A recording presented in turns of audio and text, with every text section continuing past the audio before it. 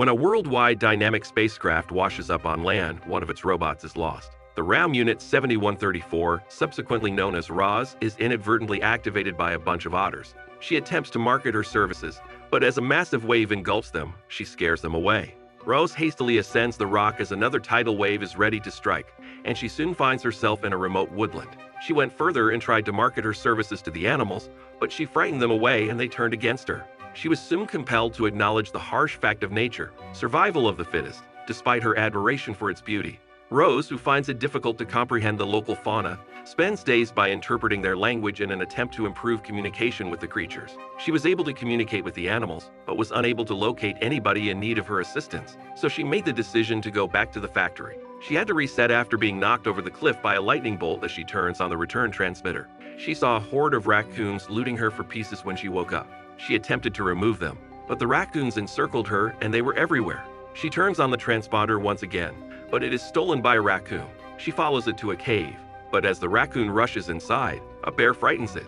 Even though she was able to get it from the cave, the frightened bear goes on the rampage and viciously pursues her into the forest. She unintentionally crushes a mother goose in her nest, leaving just one egg behind after losing her balance and falling down a cliff. Roz regrettably takes the egg with her, but a fox grabs it when she becomes preoccupied. The fox unintentionally jumps into a porcupine as she rushes after it, almost tumbling into a ravine. Roz attempted to assist the fox in removing the spikes before it fled, even if it caused her problems. When the egg eventually hatches, the young goose immediately attaches itself to her since it thinks she is the mother. She says she's done with the gosling and leaves it to its own devices, having served her purpose. Roz turns on the transponder once again and tries to get back to the plant. The gosling follows her about and accidentally smashes the transponder while looking for a stronger signal.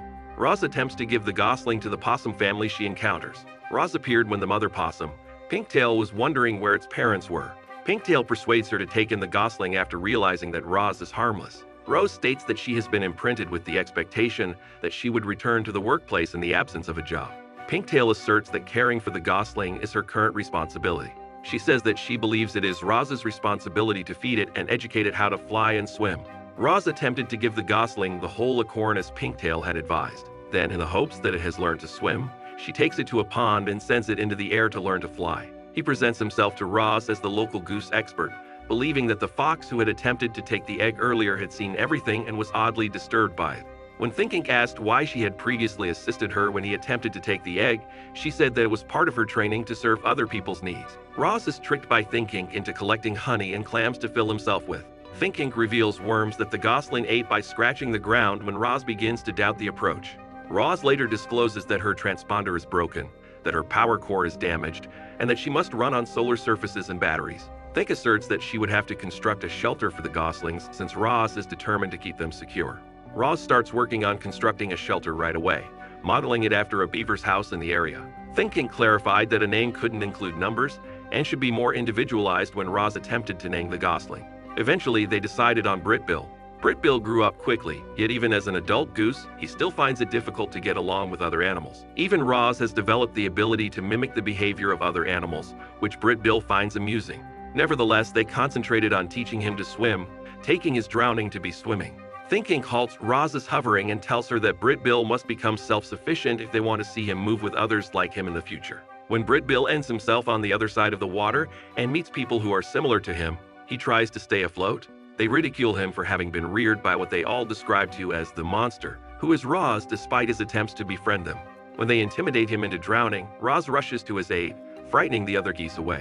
Brightbill is suddenly pulled under by a nasty eel, but Roz rescues him. A few geese returned after the event and said he wasn't like them. They contend that it is strange of him to believe that Roz is his mother, the monster who is said to have murdered his family. After being shocked by the information, Roz confesses to unintentionally murdering his family to Brightbill. He is upset with her for keeping it from him, but Roz clarifies that she believed it wouldn't be helpful. Rose departs home after being ridiculed by Brightbill for not telling him the truth.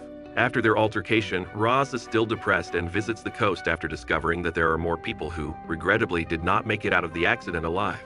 She learns where she came from and what her life's original purpose was. She attempted to mend them, and now she hardly has one functioning, which she refers to as rubbish. Roz feels she can no longer do her present assignment, so she seeks advice. She says that she had to come up with improvised solutions since her difficulties are becoming worse. Having overturned Roz's programming for months, Rubbish says Roz is flawed. After that, it provides her a functional transponder and says she has to go back to the manufacturer to repair it herself. Later, Think discovers Roz alone, debating whether to go back to the factory so they can cure her.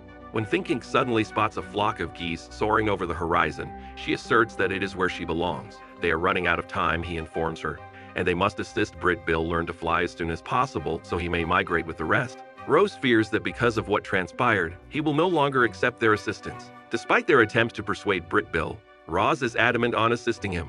When he declines, Roz urges Brightbill to mimic the other geese. When he is unable to do so, Roz asserts that he needs speed. She had a missing leg paddler, so she attempted to assist him, but they staggered down. Roz was able to stay balanced by using the wooden leg that the beaver had constructed. By sprinting at maximum speed and allowing the wind to lift him into the air, she was able to teach Brightbill how to fly. Roz is persuaded to hire Thunderbolt the Falcon as Brightbill's flying instructor by Thinking, who concerns that she is overexerting herself. Longneck, an old goose leader of the next migration, praises Roz for all she has done, pointing out that Brightbill is now learning to fly. He tells Roz that geese are often distrustful of everything, which surprises her since a goose approached her to speak. A week before their departure, Longneck consents to have Brightbill accompany them, but requests that they practice his endurance. He instructs her to keep him in the air from dawn till sunset with his feet off the ground. With everyone's assistance, Brightbill improved his endurance to the point where Longneck was impressed. Longneck delivers a powerful motivational speech in anticipation of the Great Migration. Then he greeted Brightbill, who was taken aback that he recognized his name. Before they go, he invites him to join his formation and tells him how he and Roz have a long history together. According to Longneck, he owes Roz this adventure, even if the accident could have saved his life. When he returns, Brightbill worries whether he will see Roz, but she says he won't. Rose rushes up the bluff to see Brightbill one final time after seeing him take off. As the herd flies out into the horizon, Longneck spots Roz at the cliff and makes one more pass to give Brightbill one last opportunity to say farewell. Roz captures what is thought to be Brightbill's feather. After a few days, the snow has begun to fall. When Think checks in on Roz, he says that Thinking can now resume his lonely existence of surviving the island and is glad that Brightbill is where he belongs. Roz persuades her to remain since he is unhappy that they will soon part ways. She says that after finishing all of her assignments, her programming compels her to go back to the workplace. The animals get ready for winter while Think goes back underground to his cave. As she waits for someone to come save her, Roz approaches the edge and turns on her transponder. The herd, meantime, has come a long way when they encounter a rainstorm and are abruptly forced to descend. They take refuge in a greenhouse owned by Universal Dynamics. Everyone should remain concealed and make as little noise as possible, Longneck advises. When Brightbill unexpectedly spots a familiar robot, he finds it difficult to interact with other geese. When he rushes up to it, he realizes it's not Roz. The robots attempted to apprehend them after determining that they were polluted. Longneck advises Brightbill to lead the herd to safety after seeing his composure. The humans remove a massive robot that begins firing at them as a result of the damage. Brightbill takes the others outside after seeing a hole in the wall, but Longneck deflects the robot's aim and is shot down instead. Thinking sits patiently with Roz when she wakes up in the shelter back on the island. She reveals that even though Brightbill didn't want her there, she made the decision to remain. Think responds that the storm is getting worse and is the worst ever when she asks him why he is there. Roz chooses to see the other animals since she is concerned about them. Even if they don't like them, she says they are their last hope, despite Think's attempts to persuade her to leave the others. They can find everyone and return them home with Think's assistance. The animals begin fighting among themselves as they are all confined to a little house. When Roz shows there, Think attempts to soothe them by pulling Grizzly Bear Thorn back. After shutting down, she begs Think to handle everything. Despite their animosity against one another, Think warns them that unless they pull themselves together, nobody will make it through the winter. He clarifies that in spite of his suggestion that everyone leave, Roz was the one who constructed their refuge and brought everyone there, regardless of what everyone believes about her. She requests a ceasefire from everyone within the shelter before closing, and they all oblige. After winter, Roz hears that the geese have returned and rushes outside to meet Brightbill again.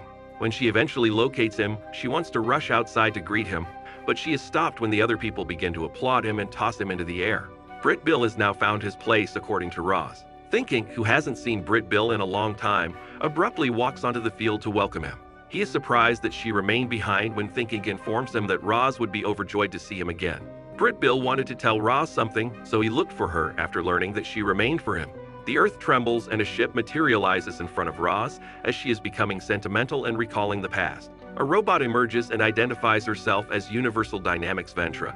She tells that they found her distress signal and have arrived to get her. She praises Roz for finishing her assignment while they were being beamed up inside the spacecraft, despite her difficulties interacting with the local creatures, saying that Brightbill wanted to speak with her, thinking reached out to her. Ventra is upset when she abruptly leaps off the spacecraft and commands robots to come get her. Roz is being pursued by robots, but the surrounding wildlife supports her. When they reach a clearing, Brightbill appears, only to find them encircled. Roz says she is already at home, but the commander insists she must go back with them. Roz says she's a wild robot, but the leader says she doesn't belong here in the woods. They beat up the animals and refuse to back down. Ventra snatches Roz and beams her onto the ship while they are occupied. They needed everything in Roz's mind before they reconditioned her, she stated. She asserts that Roz has evolved beyond her initial programming and that Universal Dynamics values the information she gathered on the island.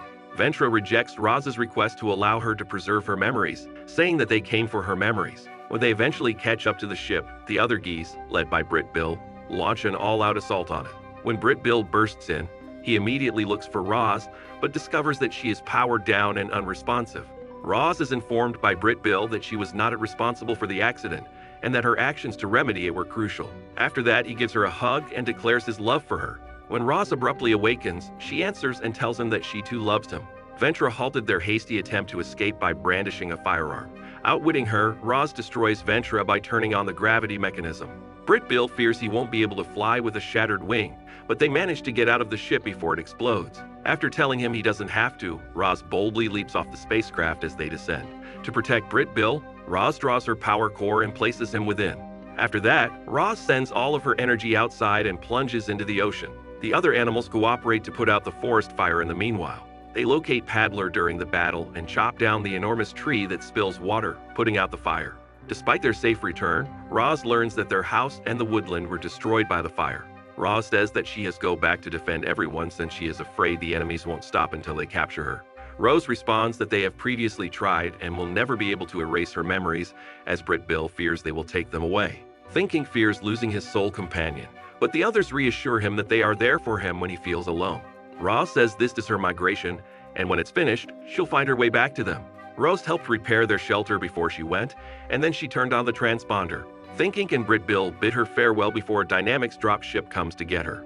After many months, winter has returned. While the geese are migrating, the animals congregate and snuggle in the refuge. Roz is all patched up and caring for the trees when Brightbill stops by a Dynamics greenhouse. The film concludes with them hugging one another after Roz scooped him up when he wasn't sure whether she had preserved her memories and told him he could name her Roz, suggesting that she did.